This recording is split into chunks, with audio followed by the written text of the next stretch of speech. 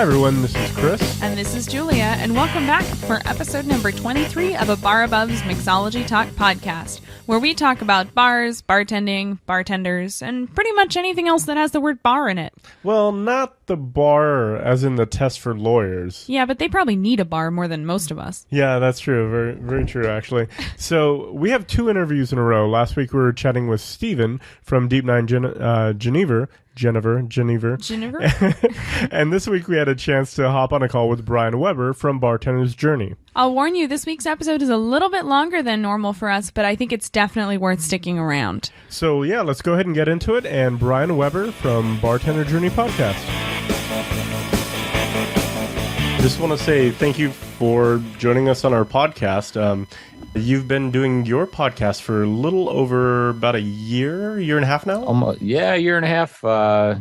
We started in April, so however long that is until April, it'll be 2 years. So about a year and a half, I guess. Oh, nice. Congratulations. And you've had a lot of success over the year and a half. I remember last time we were talking, you're the official podcaster for Tales of the Cocktail. Yeah, well, like I mentioned before we started recording, I guess, I had a career in audio production and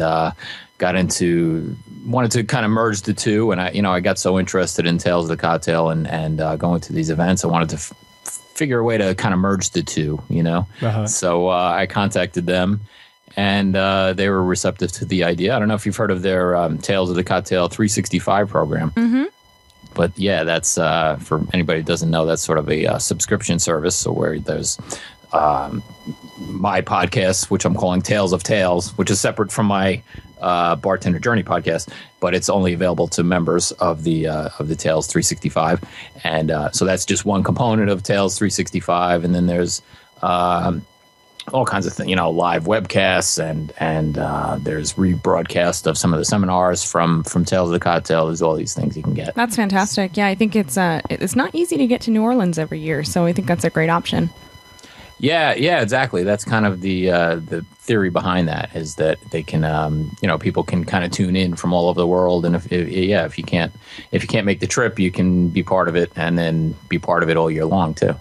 That's really cool. Yeah, definitely. No, we had such a great time there, and if you can kind of keep that party going, it sounds like a very cool thing. Exactly. Yeah, exactly. So I gotta ask. I'm really curious. Chris was telling me a little bit about your podcast and your background. But what's your story? How'd you get into podcasting? How'd you get into bartending? What came first? I would love to hear your story.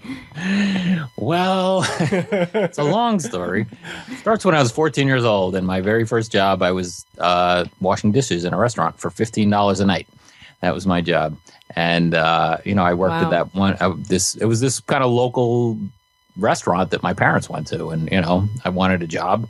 So I started working in the kitchen when I was 14 years old. And I worked there until I was 18, until I was ready to go to college. And I didn't know anything else in the world. The restaurant business, now here I am, 18 years old. I've already been in the restaurant business for 4 years, and I didn't know anything else. So when it came time to choose what I'm going to do with my life, I chose restaurant management, hospitality, and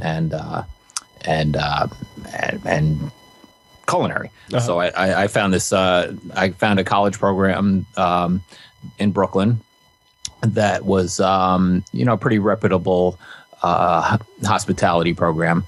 And I went to college for hospitality, And from there, I went on and continued to work during college in restaurants, and then after college. And then by the time I was about 23, I was head chef of a restaurant in Manhattan. Wow. It was like a brew pub. It wasn't a super fancy place, but pretty long shot from doing dishes for $15 a night, though. Yeah. But I was burnt out. I was like so burnt from working 70, 80 hours a week on my feet the whole time in the heat in the kitchen, and decided, well, let me try something. Oh, well, I guess I forgot to mention, through college, I started bartending in clubs and at special events and catered events and at restaurants and things like that. But then I did some, I worked as a front of the house restaurant manager at a hotel, where we had things like paid vacations and things. So what a concept, right? Imagine that. Yeah. Benefits and everything. After working there for 6 months, I had 1 week's paid vacation, and I'm like, I'm going to go to Hawaii and visit my grandmother who lived there, and my buddy who was stationed there in the Army. And so I went to Hawaii for a week. I came back, worked for another 6 months at the same place. And now after a year, I had 2 weeks paid vacation. I'm like, I'm going back to Hawaii, Pretty good choice. So I went back, and 2 weeks there, and it was getting closer and closer to time where I had to fly back to Newark Airport. And by the way, this hotel where I was working was like right across the street from Newark Airport. So, wow. So I was like dreading getting on this plane and going back to Newark, New Jersey, So, and then I was like, my buddy was stationed there in the Army, but he lived off base. He had his own apartment, So I was like, dude, would you mind if I kind of stayed here for a while? So the day before I was supposed to be back at work, I called them from Hawaii and I said, I'm not coming back. I got a better offer. I'm staying here. I'm staying in Hawaii. Sounds pretty good to me. So I got a bartending job in Hawaii. That's awesome. And after, and I, had a lot of time to lay by the pool and think about what I wanted to do with my life. So eventually I came back to New York and went back to school for another thing I was really interested in, which was audio. Oh, nice. Audio production. So I went back to school and worked for quite a long time in audio post-production for television. And that business has changed a lot in the last umpteen years, so it's the place I worked in Midtown Manhattan for 11 years went out of business in 2008. 2008 everything went down. So I started my own little audio post-production business out of my house and started bartending again part-time, and so that's how I got back into, and again, I wanted to merge my two interests in bartending and audio production. And I started talking to my buddy Vano, who's sort of part of the show. We created the show together, the Bartender Journey Podcast together. And he was saying, I'd like to do something where when he found out that I'm into audio, he said, I always had this dream of doing like, I don't know, CDs where you teach people to bartend or something like that. I was like, yeah. So I was like, that's a tough sell, man. I mean, where are you going to sell these CDs? And you got to print them, and it's expensive. I said, man, well, how about we, let's think bigger. Like, how about we'll start a podcast? And because I was really into listening to like Mark Maron and all these, so we'll see what happens. We'll just see what happens, Right. I love that. I think that's great. And now you don't have to keep 400 CDs in your basement that you ship out every week.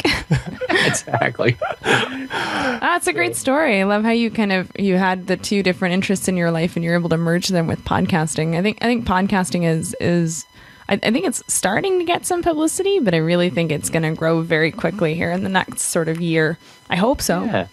Yeah, I hope so. It's cool that a lot of the celebrities are getting into it now, and that's a big help too, I think. Definitely. But it's kind of like YouTube. You can go on YouTube and look up whatever you're interested in and learn about it. I think you can do the same with podcasting, which is great. Absolutely. No, absolutely. And just for us, it's like we got into podcasting about a year ago. Mm-hmm. And it's a great way to just kind of like, if you're driving somewhere, just listen to something that you just can't find on a regular radio. That's kind of informative, fun, and different from like mainstream media. So, we really kind of just fell in love with podcasting pretty quickly. Yeah, I think there's something really amazing about having complete and total creative license over your work too. You can just do whatever you want. And we have that with our blog as well, which I think we're very fortunate. Right, exactly. And yeah, it's great. And, I really enjoyed audiobooks, like you say, driving in the car or whatever. And, you're spending your time productively. You're learning something. Right, exactly. No, absolutely. So I have my earbuds in my head all the time, listening to podcasts and audiobooks. And, if I'm whatever. No. Yeah, I can't keep up. Cutting the lawn or something. I'm listening, trying to educate myself, Right. Why not? Absolutely. So how many people have you interviewed up to this point? Because it seems like it's a ton. Well, I couldn't tell you that, Yeah. When we started, we just, Vano and I would just sit around and kind of talk about bartending, and he kind of took a step back from the show. So I really wanted to keep it going because I put a lot of work into it, and he did too. More on the creative side. I did a lot of more of the boots on the ground kind of thing. But I couldn't just let it. When he told me he needed to take a step back, and because he would drive an hour to my house every week. Oh wow! Oh, that's a lot. Each way, to do the show. That's hard. And he took it very seriously. Like he would practice this. It was almost like a comedy show to him. He would practice it ahead of time, and wow. And he would like he took it really seriously, but he just couldn't sustain that level of. It's energy, like writing a book. Commitment. Like how many, you can't write a book every week, Right. That's true. So, but I'd put so much work into it, and when he announced he wanted to take a step back, I was like, I have to keep it going somehow with interviews or whatever. Let's say 2 years ago, before I started this show, I considered myself a good bartender. I right now I would laugh at that guy because I didn't like Campari, I didn't like Manhattans. Now I drink them every day. No, it's amazing what that can, being in this industry and, kind of experience all these things, what it will actually do. And, I think we talked about this before, just like, once you're there, you start to experience all these new things, and your skill set and everything else, your appreciation for the craft and, all this stuff really kind of gets heightened a little bit. I'll be totally honest with you. I did not like Campari until like 6 months ago. And it's totally Chris's fault. I drink Negronis every day. Nice. Do you really? Is that your drink of choice? Yeah, either that or a Manhattan. Nice. But although I've been drinking a lot of high-end rums lately. Oh, really? Nice. That's something I haven't got into. I'm seeing a lot of really high-end rums coming out that are just fantastic. I'm still trying to get Chris on board. And what's great about them? They're affordable. I know they're really, really approachable. Like even the best stuff is like $30, maybe $40, and you can get a really high-quality rum. Yeah, that's pretty convincing. I was at the store today, and I got this bottle that's right in front of me at the moment. It's Ron, I don't even know how to pronounce it. Barcello, I guess. From, Dominican rum. It was they had a añejo, and then they had a Gran Añejo, and I was like, well, I guess I'll take the better one because it's only $21. Oh my god! Could you imagine? Awesome. I'm drinking it right now. It's awesome. Yeah, could you imagine like stumbling across like a really fantastic, añejo tequila or like a bourbon or a rye for $21? Oh my gosh! I'm so happy. Yeah, and I was gonna drink it. I was thinking, I'll mix it with a little simple syrup and some lime juice, and and I put a little just a dash of bitters. I don't know what made me do that, but I was like, you know what? I'm just gonna sip on this. It's nice. Great. Nice. So yeah, I was actually looking through some of your podcasts in a past, and I was wondering, do you have a favorite interview that you've done? Because you've interviewed some pretty big names in the industry. I don't know. Well, there was a gentleman who I met at the Manhattan Cocktail Classic who his name escapes me at this moment, but his product is Loft and Bear vodka. He makes vodka in downtown LA.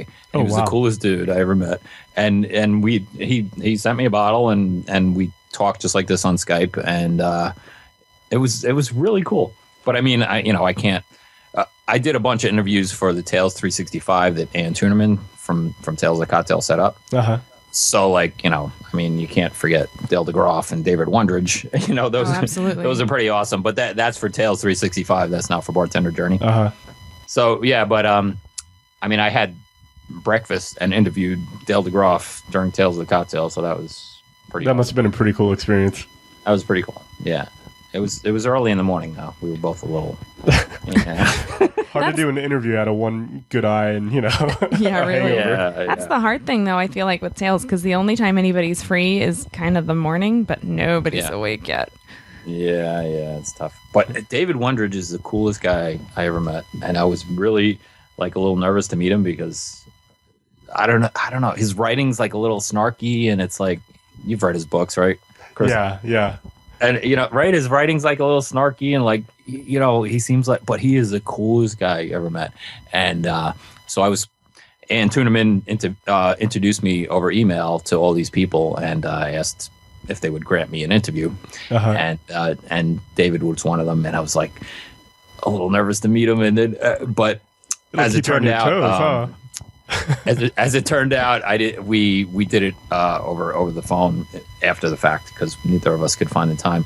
But I did go to my wife and I went to the duo event where he was bartending. Oh, yeah, you were telling me about that. Yeah. Yeah. So, we missed the duos, unfortunately. But yeah, you're telling me there was a really great time. So awesome. The duo events are where these people like Dale DeGroff and David Wondridge and Deshaun will get behind the bar and actually make you a drink, at various venues throughout New Orleans during Tales of the Cocktail. Wow. So, and it's I mean Jim Meehan making you a drink. It's all you can go to PDT, you can go to his bar PDT, but he's not going to make you that drink personally. Right, exactly. That's in really this cool. case, he actually made me a Negroni, and it was awesome. So anyway, point was, I went to David Wondrich's duo event and met him, and he was so gracious and he was like the nicest guy I ever met. And I brought one of his books, I asked him to sign it, and he was like, "Of course, I was signing it." And it was the book he did for Esquire magazine, Esquire Drinks: An Opinionated and Irreverent Guide to Drinking. Oh, nice. And he was like, "Oh, I can't believe you brought that book. I had such a good time writing that book." And it's sort of like not, it kind of flies under the radar compared to some of the other books. Right. So he was so gracious and such a nice guy. And so fast forward to a week ago, I went to the BarSmarts Advanced. I was going to ask you about that. Yeah. I'm taking mine in BarSmarts Advanced is where you it's an all-day event with Dale DeGroff and David Wondridge and all these people, and there's a tasting, there's sort of a classroom set, and then there's an exam, written and practical. Uh-huh. So now the practical exam, you're at a little bar, and you have to make a drink for somebody like Dale DeGroff or David Wondridge. Oh my gosh. No pressure. What's that? No pressure at all. No. Something tells me they're not ordering a rum and Coke either. No, not a rum and Coke. So my judge was David Wondridge. Oh, nice. All right. And it was. I tell you what, if I had not met him before that moment, I would have been so much more nervous. I can't believe it. So, can you tell us what cocktail you got to make for David Wondrich, or is that kind of a secret? No, I don't mind telling you. It was well. Let's start with they bring 10 people into the room at a time, uh-huh. and there's 10 judges, and you're allocated to a different judge. Like I said, I had David Wondrich, and there you have various spirits and bitters and ice, and you have whatever you need, and so somebody stands in the middle of the room and it sort of announces the rules. They say, you have 8 minutes, and if you have started your third cocktail, you have to make 3 cocktails. And if you've started your last cocktail when we announce 8 minutes, you're allowed to finish it. Oh, and okay. I'm like, this is they're trying to weed out the professionals from the non-professionals right here. Because right now, I know exactly what's going on here. Uh-huh. If you're making those drinks one at a time, you're that's semi. You're gonna have a hard time, right? And if you're making them all 3 at once, they're gonna separate the pros from the non-pros. Uh-huh. So he said I would like a martini, an old fashioned, and a sidecar. I got to tell you something. I'd never made a sidecar before. Oh, nice. Oh my gosh. And I had studied the recipe. Uh-huh. There was a list of, if you do the BarSmarts Advanced, there's a list of like 20 cocktails that every bartender needs to know. So it's going to be one of those 20. Uh-huh. But I'd never made one before, and I was, I thought I had it memorized, but I didn't, because it's supposed to be brand cognac or brandy, uh-huh. Cointreau, and lemon juice. Uh-huh. And somehow in my mind, I'm thinking Cointreau, orange juice. So I used orange juice instead of lemon juice. Oh, wow. It's also you're also supposed to do a sugar rim, which I forgot. Oh. But anyway, he was, but I set out, it was a martini, mm-hmm. old fashioned, and sidecar. So what I do at a bar, when somebody orders multiple drinks, I set out my glasses from left to right, just to remind myself, what they order. Do you do that too, Chris? Yeah, I do. It's just it's a great way to just kind of keep a mental refresher of what they ordered. And exactly. Yeah, I've always wondered how bartenders did that. Now I know your secret. Yeah, one of the things I used to do is actually line up the glasses according to the spirit well. So if you have your vodka all the way on the right, I'll put vodka Collins there and kind of build them out that way as well. But that takes a lot of practice to get to there. Yeah, it does. And I always like to ask people, like, when I interview people, I like to ask, how do you remember when somebody orders 5 drinks? How do you remember them? Right. My memory is terrible. Oh, no, me too. It's the worst. But I try to do it in the order that they ordered them. Nice. So he ordered martini. So on my left is a martini glass, old-fashioned. In the middle is going to be old-fashioned glass. Mm-hmm. And then sidecar is served also in a martini glass up. So I put another one there. Nice. But, so I make the drinks, and then they only provided like one mixing cup. So I was like, but they told you ahead of time you're free to bring your own tools. So I had my tools there. I said, oh, this would be a lot easier if I had one more mixing cup. Excuse me a second. So I went and grabbed my other mixing cup. Nice. And then, the point was I served them all 3 at the same time, Oh, nice. So you had started your 3rd right away. I follow my instincts, bartender. I think that's brilliant. Whatever it was. And so they announced,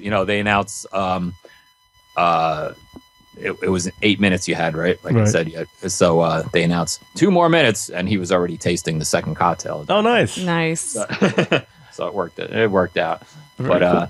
Congratulations. So he was so cool, but he was like, I have a couple of critiques about the drink. You were supposed to use lemon juice, not orange juice, and this and that. But it's obvious that you've done this before. Mm-hmm. Because a lot of the people there were either hobbyists, or a lot of them were professional bartenders. A lot of them were liquor reps. There was all kinds of different people there. Sure, yeah.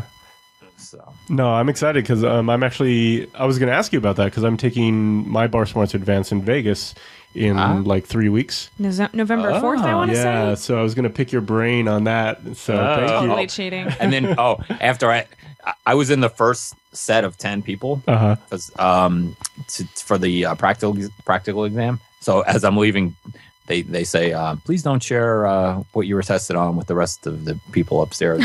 Oh, nice. Oops. Well, okay. Well, we won't post this until after. Yeah, really.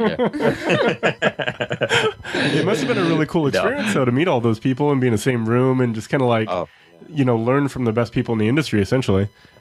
Exactly. So BarSmarts Advanced is in Vegas in a couple of weeks. Mm-hmm. Yeah, and they had it in New Orleans during Tales, and I wasn't ready for it. I was like, I'll do it next time. And Tales is so crazy. Yeah, the last thing I want to do is that. Is worry Tales, about an exam, exactly. That was the first time you guys went? This was our second. Yeah. Oh, okay. So, yeah, I guess we talked about that last time, yeah. Well, it's too bad we didn't meet up. Well, I think next year. Next year it's going to happen. Year. I can tell. Next year. Cool. I just can't imagine not going back next year. Every year. I feel the same way. It's great. How could you miss it? It's Tales. Like, there's no other way to describe it, really. Yeah. So if any of you listeners out there haven't been to Tales and you want to go, you should definitely go. And maybe we'll grab a drink together. Yeah, maybe we can set up a happy hour or something. Right, a podcasting happy hour. Yeah. Well, I tell you, when I started my podcast a year and a half ago or whatever, I think I started to talk about this a few minutes ago, but I thought I was a good bartender, but I didn't. I had never. I evolved so much. Like someday I want to go back and listen from the beginning to the end. Not that I want to listen to myself talk for 40 minutes. Isn't that the worst part of podcasting? Yeah, is listening to yourself. Exactly. But I evolved so much from that first show to now that because the first thing I did. The first event I went to was the nightclub and bar show in Las Vegas. Oh yeah, That's the John Teffer thing, And I never would have even thought to go to that if I hadn't started the podcast, Yeah. And then the next thing was the Manhattan Cocktail Classic, which I didn't even know about, to be honest with you, before I plunged myself head on into this, bartending thing. And I thought I was a bartender, but I didn't know anything, And then I went to Tales of the Cocktail, and that just changed my life. The rest is amazing. History. Yeah, it's kind of amazing what Tails can like really bring and kind of, inspire you to be, take this a little bit more seriously or drive your career a little bit more. That was kind of how your career took a turn for the craft, I suppose, way back when, right, Chris? Yeah, I've been trying to get to Tails for many, many years, and then I think I might have mentioned this before, but I was kind of in a rut because I was doing cocktail design for restaurants and stuff for a while, and I was just kind of uninspired. And then I went to Tails. I went to a couple seminars. I started talking to other bartenders that are really excited about it. And after that, it was just like, all right, it changed this everything. Is amazing. And this was many years ago, right? Yeah, so it was really exciting and just something I really, really enjoyed. Yeah, it's incredible. Just to meet people that are as excited or even more excited about cocktails and hospitality than you are. Yeah. It's amazing. And then, to see the potential of what the brands can bring to the party. Literally. Yeah, literally. Yeah. Thirst for knowledge. Shall we go to that cliche now? I like it. No, I think it's true, though, because I think that the industry has changed so much in the last 10 years. It's nice to be able to go and sit in a room with the other people that completely geek out over it as well. Right. Well, yeah, that's the other thing, I guess all of our evolution has corresponded with the rest of the bartending world's evolution, right? Right. Yeah, it's true. So I was going to ask you, what's next on the horizon for you guys? I don't know. I took this new job as a food and beverage director, and I have had no time to do anything, set up a pipeline for interviews or anything. Like I should do a podcast tomorrow. I have no idea what I'm going to do. I have nothing set up. It used to be I would sit around and, contact people and set up interviews. I just don't have time to do that anymore, Right. This is, and I've been taking 1, maybe 2 days off a week. And on those 2 days, it's just like you have to catch up with your life. You know what I mean? Yeah. Yeah. So I just, I announced on my podcast a couple of weeks ago that we're going to kind of make it a once every other week podcast. And then if I do it every week, that's a bonus episode. Yeah. And I think, again, to go back to the creative license, I mean, this is your podcast. That's the beauty of podcasts, is that you own it. And if you decide that you're better, it fits your life better as bi-weekly, great. You have the license to do that. Yeah. Right. Well, I mean, I'd love to do it. And there's tons of people to talk to, and it makes me a better person to talk to people and interview people and learn more myself, Absolutely. But it's just the time used to be there, and now time is not there so much. Yeah. Yeah, I definitely I've been having such a hard time with keeping staff, and the bartender that worked the most shifts when I took over this job as food and beverage director, I had to let him go. Oh no! Yeah. We totally clashed heads. He kind of was left to his own devices with my predecessor. Oh yeah. And I would constantly. He would be insulted by the fact that I would ask, how sangria is your signature thing, like how much does it cost to make that? Oh wow. And he wouldn't give me an answer, but he would hold a grudge for 3 weeks that I even asked him that question. Oh my goodness. So I'm like, dude, I wasn't saying the sangria is not cost effective. I was asking you, can you please give me the recipe so I can make sure it's cost effective? Right. Exactly. Yeah, you're not being critical at all. And it's so funny, managing people. Oziel, who introduced you and I, Chris, he and I were talking about this last week on my podcast, and it's like people. It's so funny managing people because they take things so personal. And I've been there, I've been there where you feel like so attacked, But it's like this is like one thing on my list of 1,000 to do today, right. To talk to so-and-so about such and such, But to them, it's like the number one thing that happened that day was their boss said something to them. But to you, it's like, what? I said that was like one sentence 3 hours ago. What are you talking? Yeah. 3 weeks ago. Yeah, really.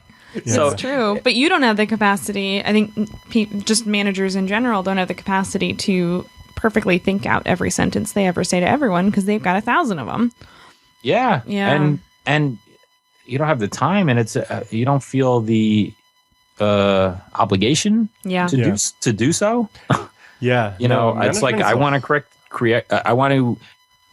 correct this behavior and move forward. Right. That's it. Yeah. I'm not personally attacking you. Not personal. I'm not mad at you. Just let's change this, and then if you never do it again, perfect. Yeah. If you do it again, maybe I might be mad. We'll have this conversation time again. I ask you to do something. Exactly. There's no emotions involved. Exactly. Cool. Yeah. Unfortunately, people tend to bring emotions. Right. Bastards. Well, you know what? Hey, I've been there. I get it. I guess I should be more sensitive. But it's one of those things too. It's like management. It's a different animal. It's kind of something we were talking about on your podcast. Is like the skill set involved with going from a bartender to anybody in a management role is a completely different skill set. And you know, you start interacting with emotions and egos like we're talking about, and you know, those are some pretty big skill sets to develop, and some of the harder ones to do, to be completely honest. Yeah. It's not easy. Yeah. And it's not easily it's not easily learned from a book. No. Right. It's absolutely. all by taking your lumps. Yeah. For better or for worse, right? we have this one guy, he's like a floor manager, and he's young, you know, he's a younger guy. He is so good with the employees. He motivates them, yet commands authority. I'm like so jealous of his management style. I got to tell you, he just it's perfect what he does. You know, like everybody totally respects him. They jump when somebody asks them to do something. They jump but yet he's very authoritative, and that's pretty cool. That's pretty inspiring. It's a beautiful thing when you see it done right, isn't it? It really is. Yeah, and it's one of those things like, you know, you can always learn in any kind of environment you're in as long as you're paying attention and, you know, kind of getting the best knowledge you can that's available to you. Right. And you know, I try to take everything I can from him, learn everything I can from him. Nice. Excellent. Well, we'll have a link to your podcast in our show notes, Bartender Journey. And thanks so much for joining us. This was really fun. I think you have an absolutely fascinating story. I love how you were able to sort of weave your interests together. Yeah. Well, I have other interests too, you know, so I'll have to weave those into, you know. Maybe we'll hear about them on the podcast. And whatever, you know. Oh, motorcycles, nice. Motorcycles. That's a whole different podcast. Yeah, exactly. I love it. But it was great to talk to you guys, and hope to talk to you again and meet up with you sometime. And I just dived into to your A Bar Above the course, and I just started it. Awesome. And it's great. You know, I love the way you really lay everything out very. You know, it's technical, but it's practical. It's great. So I appreciate that. I look forward to continuing that, and then we'll promote that on our show as well. Awesome. Cool. Definitely let us know what you think. Yeah, I will.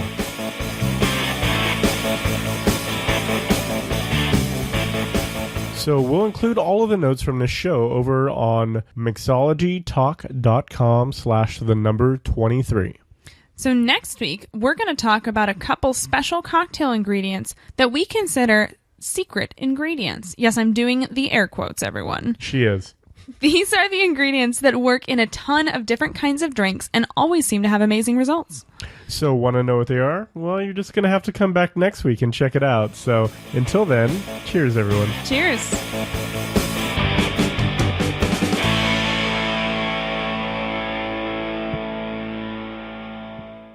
Never miss an episode by subscribing in iTunes or YouTube. And as always, check out the show notes by clicking on the right.